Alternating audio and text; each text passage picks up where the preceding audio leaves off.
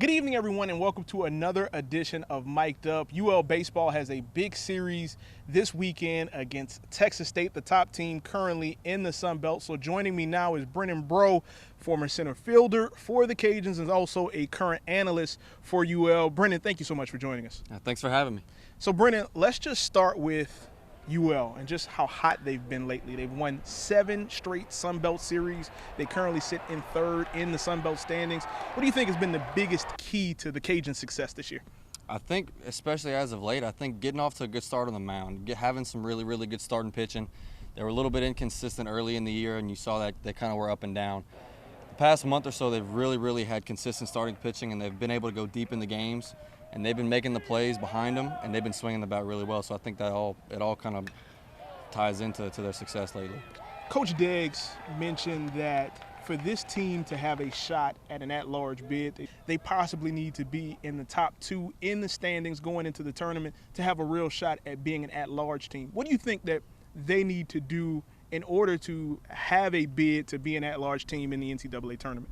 Well, generally the cutoff and the benchmark for that type of conversation is like 40 wins. So you want to have about 40 wins, and that pretty much gets you in the conversation.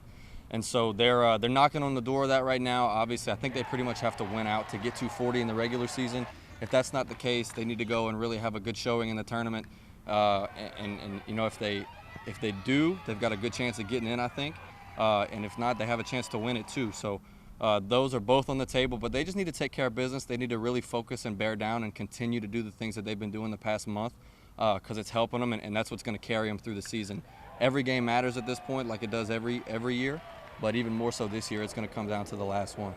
Now, Texas State has had a phenomenal season. You're talking about a team that's ranked pretty much in the top 16 in all of the major polls, and UL is going down to San Marcos this weekend. What do you think is the biggest key for the Cajuns in that series? I think the Cajuns just need to play their game. Not let the moment get too big for them. This is obviously a very important series because, like I said, every game at this point matters, and you can't really afford to drop too many more, almost if any.